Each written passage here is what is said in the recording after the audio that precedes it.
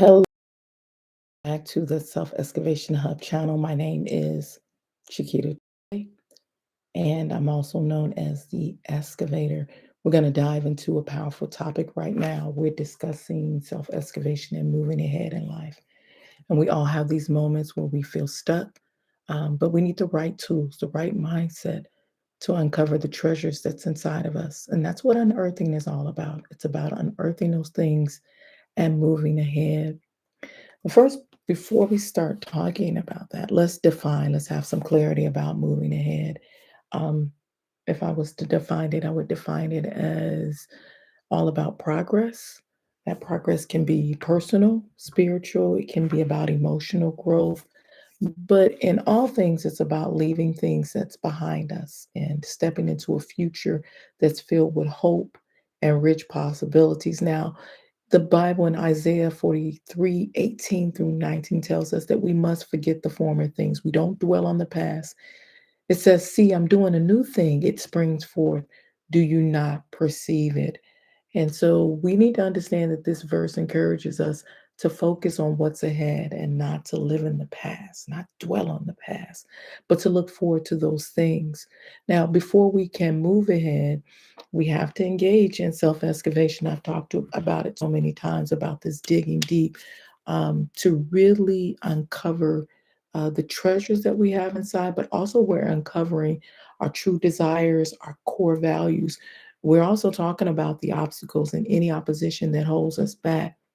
So, right now, I'm going to talk about three things. First, reflect. Let's going to take the time to reflect and think about your thoughts, to write them down, your feelings, your thoughts, your dreams, aspirations.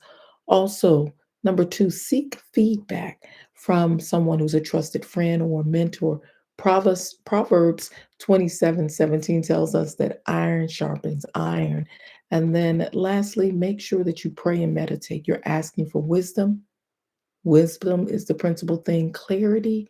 All of that is so important. And so, if you lack wisdom, God wants you to ask for wisdom because he gives it generously. And so, in all things, even before you begin that reflection and introspection, it's good to pray before then. So, once you've excavated your inner self, you're on the cyclical path, it's time to start taking some actions.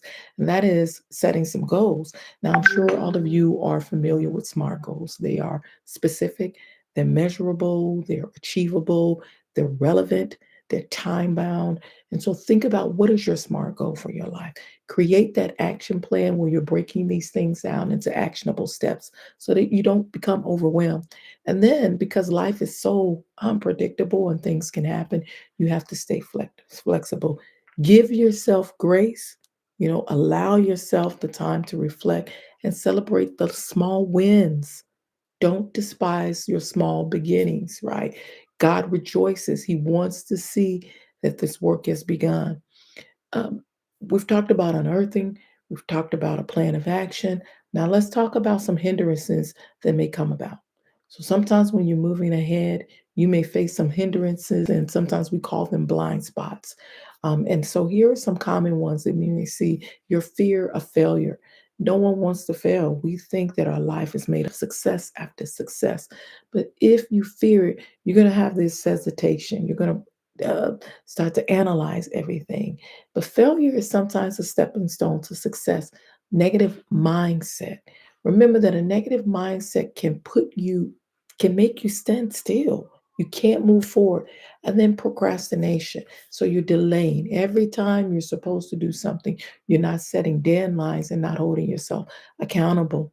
Another hindrance is comparing, looking at others and seeing what they're doing in their life and saying, hey, I don't measure up, right? So we don't need to classify ourselves and compare ourselves to others because we annihilate our identity when we do that.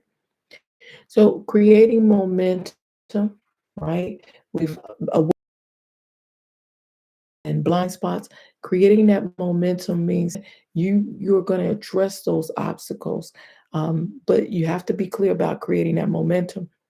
And that means, again, chunking it, things that are easy for you to do, because that's going to build your confidence, consistency is good too. You're gonna make it a habit of working towards those goals, even if it's just a little bit. 15 minutes a day working towards a goal, and then surrounding yourself with people who are positive. Like, make sure you engage with people who are supportive, people who are going to uplift you, to edify you, people who give you positive feedback, but people who are honest with you too. And then reflect regularly. Make sure that you're recalibrating. Make sure you're documenting your progress to ensure that you're on that path. And so, to wrap this all up, we would say that self excavation is this vital step in moving ahead in life. Like, you're going to reflect on who you were created to be. You're setting those clear goals. You're addressing those blind spots and hindrances that hold you back. And then you're creating momentum for a brighter future. Now, remember in Philippians 3:13 to 14, it says, "Brothers and sisters, I do not consider myself yet to have taken hold of it.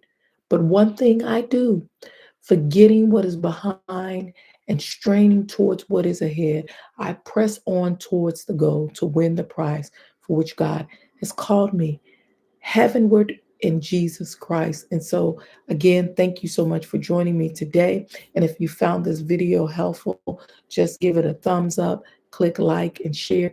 And make sure you subscribe to the channel. I know there's a lot out there, but I would love for you to engage me, to at least write in the chat box. We'll talk soon. Until then, be blessed.